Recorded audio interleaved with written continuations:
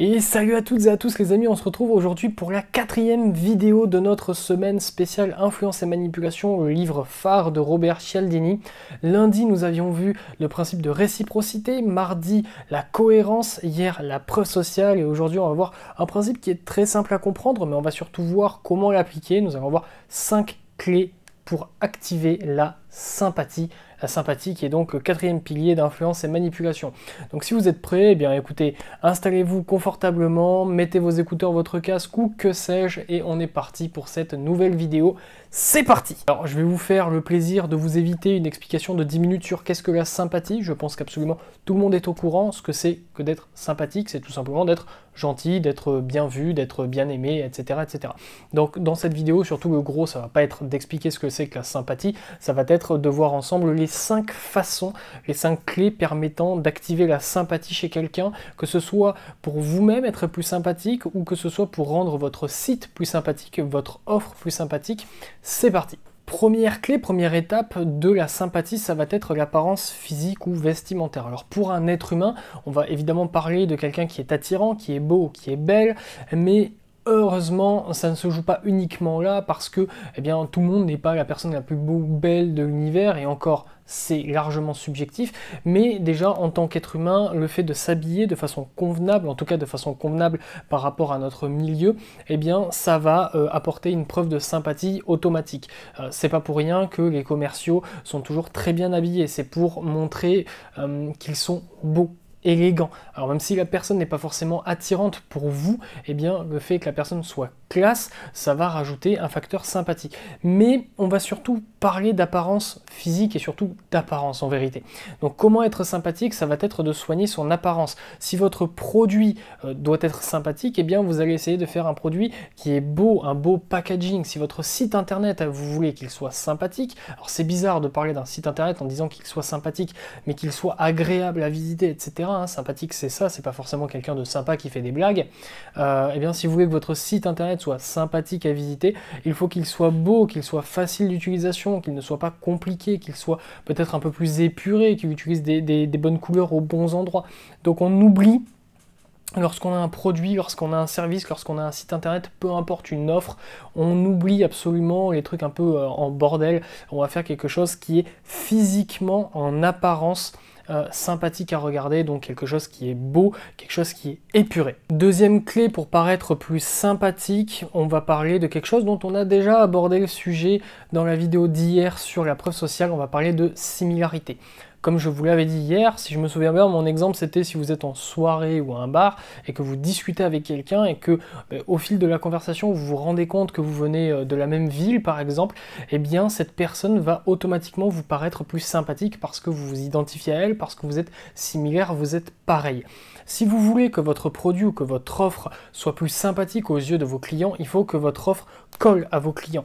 Donc par exemple, je vais dire une bêtise, si vous vendez un site d'équipement de moto pour les bikers, les gens les purs et durs, ceux qui conduisent des Harley Davidson, eh bien vous n'allez pas faire un wallpaper derrière tout rose avec des petits bonbons et des petits papillons. Non, c'est pas ça. Vous n'allez pas être similaire avec l'audience que vous cherchez à cibler. Donc le but, ça va être d'être au maximum proche des gens, d'utiliser leur vocabulaire, d'utiliser leurs idées, leurs passions, les choses qui collent avec eux. Si vous venez, par exemple, souvent ce qui marche aussi, c'est le Made in France. Les gens sont enclins à acheter des produits qui viennent de France parce qu'ils sont français. Ils viennent pas forcément du même département que la personne qui a créé l'entreprise, mais c'est cocorico, quoi. On est content parce que c'est notre pays, donc on va avoir cette similarité et on va avoir envie d'encourager les gens qui nous ressemblent. Donc si vous avez une offre, un produit, un service, un site internet, peu importe, je donne souvent ces exemples, mais il y en a évidemment bien d'autres, essayez de coller au maximum à votre client, à votre prospect idéal, identifiez ses caractéristiques profondes, sa façon de parler, sa façon de penser, et copiez ça au maximum pour être similaire et donc devenir beaucoup plus sympathique. Troisième clé, une clé très simple en soi, mais pas des moindres, ça va être le fait de faire des compliments et des petites attentions. Ça va vous rendre beaucoup plus sympathique automatiquement. Si quelqu'un dans la rue vous dit « Oh, qu'est-ce que vous êtes beau », vous n'allez pas lui dire bah, casse-toi. Non, vous allez lui dire bah, merci, parce que la personne est gentille. Si on vous fait un compliment quel qu'il soit, vous allez forcément être touché, ça va vous faire plaisir. Donc vous allez trouver que la personne est sympathique. Si votre offre, je sais pas moi, si vous vendez des chaussures, j'invente à chaque fois mes exemples au passage, hein. Vous vendez des chaussures et que vous dites aux gens qui vont acheter vos chaussures, mes chaussures sont faites pour les gens qui sont téméraires et courageux. Si vous portez mes chaussures, vous êtes des gens téméraires et courageux. Vous êtes des gens qui n'avaient peur de rien, vous ne renoncez jamais, vous adorez le défi, le challenge. Eh bien, c'est de la préparation mentale. Vous allez dire aux gens que s'ils achètent vos produits, ils sont téméraires, courageux, sportifs, tout ce que vous voulez. Et vous allez au final aussi les complimenter parce que vous allez leur dire, eh bien, tu es téméraire, tu es courageux, tu es une personne incroyable, tu as une force d'esprit incroyable parce que tu achètes mes chaussures. Mais donc je te fais quand même un compliment. Et ça, c'est utilisé par toutes les marques, hein, véritablement, de vous faire des compliments qui sont parfois plutôt bien dissimulés, etc. Mais faire un compliment à quelqu'un, c'est une façon très simple et automatique de paraître pour quelqu'un de sympathique, même si le compliment n'est pas véritablement pensé, ce qui est quand même dommage, hein, ça s'appelle un petit peu de l'hypocrisie en vérité, mais ça peut vous permettre de devenir beaucoup plus sympathique. Quatrième clé de la sympathie, ça va être le contact et la coopération. Si on fait quelque chose en coopération avec quelqu'un, eh bien cette personne va forcément nous apparaître sympathique parce que nous avons affronté une épreuve ensemble. Par exemple, je vais prendre toujours le même exemple, vous allez voir, c'est un peu redondant, et pourtant j'ai rien contre eux et j'ai même pas le permis, mais on va parler encore une fois des concessionnaires. Je crois que c'est la 3e fois en 4 vidéos que je parle des concessionnaires et des vendeurs dans les concessionnaires, mais bon, c'est un fait, ce sont des plutôt bons vendeurs et ils ont intérêt parce qu'ils vendent quand même des choses qui valent très cher, donc bon, en principe, pour vendre une voiture qui vaut 10, 15, 20 000 ou bien plus, vaut mieux être bon vendeur. Eh bien, vous allez avoir un système de coopération lorsque le vendeur va appeler son patron pour plaider votre cause. Il va dire: j'ai un couple devant moi, ils sont super sympathiques, en plus ils ont un chien. Eh patron, vous avez un chien, c'est pas formidable. Est-ce qu'il n'y a pas moyen de leur faire une petite ristourne, un petit 2000 €? Et si le vendeur arrive à obtenir, et dans la majorité des cas il va y arriver, eh bien vous allez trouver cette personne beaucoup plus sympathique parce qu'elle vous aura aidé à faire quelque chose. Mais c'est pareil pour plein d'autres choses. Si vous regardez des vidéos sur YouTube de gens qui vous divertissent énormément, qui vous font mourir de rire, vous trouvez forcément ces personnes sympathiques parce que vous avez une coopération entre guillemets avec ces personnes vous aident à vous détendre. Si mes vidéos vous apprennent quelque chose tous les jours, vous allez me trouver sympathique parce que vous allez vous dire, bah, ce mec là il m'apprend quelque chose, c'est plutôt cool. En vrai, vous n'allez pas me détester alors que je vous apprends des choses. Ou alors, c'est un petit peu dommage quand même. J'espère que vous ne me détestez pas. Hein. Pensez à vous abonner, hein, attention. Mais en tout cas, si vous voulez être sympathique avec quelqu'un, eh bien, il faut tout simplement l'aider. Donc, si votre site, votre produit, votre service propose une aide quelconque, ça peut être une aide même maigre en soi, eh bien, vous allez paraître forcément beaucoup plus sympathique. Si sur votre page de vente de formation en ligne par exemple, vous proposez eh bien, un petit essai gratuit permettant à la personne de se familiariser avec votre technique, etc. et qui en plus de ça lui apporte un petit peu de valeur quand même gratuite, eh bien cette personne va se dire bah, il est sympa, il m'a offert quelque chose de gratuit, quelque chose de valeur en plus, et donc eh bien, je vais trouver cette personne forcément plus sympathique et donc avoir tendance à lui offrir ma confiance plus facilement. 5e et dernière utilisation de la sympathie, ça va être l'utilisation la plus courante en vérité, en tout cas en télévision et en publicité en règle générale, ça va être l'association. L'association, c'est quoi? Eh bien, si je vous dis Antoine Griezmann et Gillette, pensez à quoi en commun? Rien. C'est normal, il n'y a rien en commun, à part qu'Antoine Griezmann se rase certainement et peut-être qu'il n'utilise même pas Gillette. Pourtant, Gillette a utilisé Antoine Griezmann comme figure de proue dans toutes ses publicités pendant très longtemps. Je ne sais pas si c'est encore le cas, je ne vais pas vous mentir, je ne regarde pas la télé, mais pendant très longtemps, en tout cas, Antoine Griezmann était un peu l'égérie de Gillette. Pourquoi? Eh bien tout simplement parce que Gillette, en utilisant Antoine Griezmann, réussit une association. Gillette, c'est juste une marque de rasoir et de mousse à raser. Antoine Griezmann, c'est un champion du monde de football. C'est quelqu'un qui est très connu, c'est quelqu'un qui est extrêmement populaire. Il y a énormément de gens qui adorent Antoine Griezmann. C'est quelqu'un qui a participé au fait que l'on gagne la Coupe du Monde. Donc c'est quelqu'un que l'on aime forcément, ou pas forcément, on s'en fout, mais en tout cas c'est quelqu'un qui a des valeurs, qui montre quelque chose de valeur. C'est un sportif de haut niveau, c'est quelqu'un qui a une grande discipline, en tout cas on s'en doute.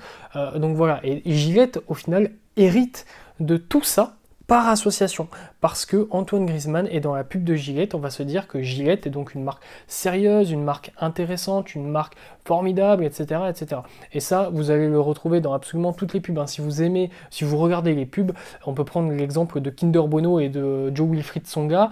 Je suis pas sûr qu'il y ait un grand rapport entre Joe Wilfried Tsonga et les Kinder Bueno, hormis le fait que Joe Wilfried Tsonga rende Kinder Bueno beaucoup plus sympathique, parce qu'on fait une association champion de tennis, Kinder Bueno, donc Kinder Bueno, quelque chose de cool. Voilà, c'est tout simplement ça, l'association, et l'association c'est très simple à utiliser pour le coup.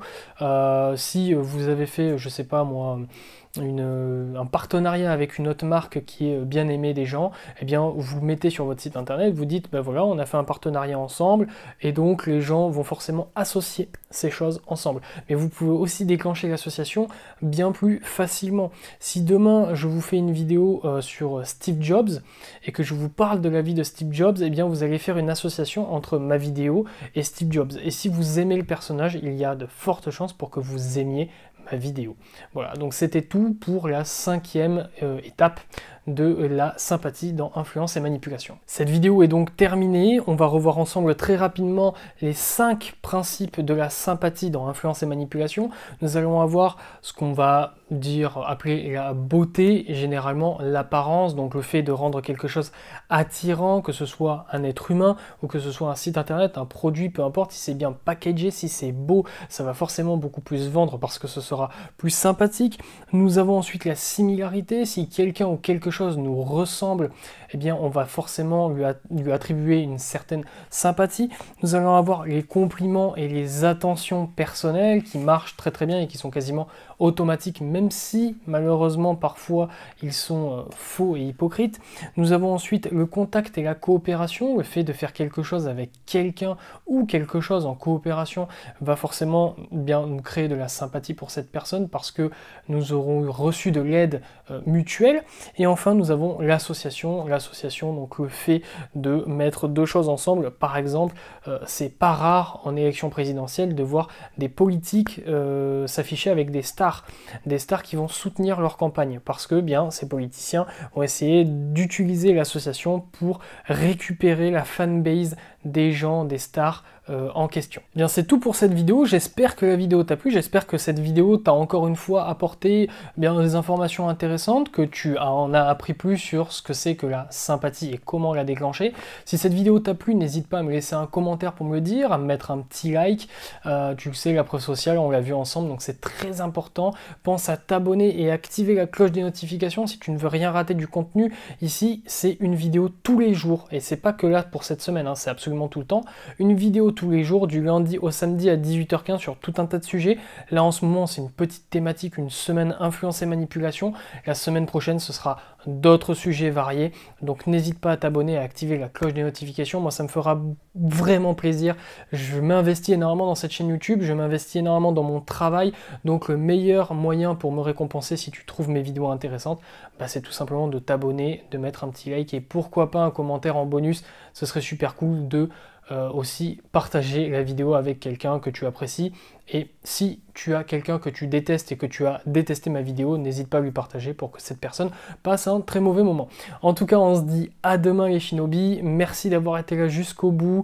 Restez forts, restez focus. Tchuss.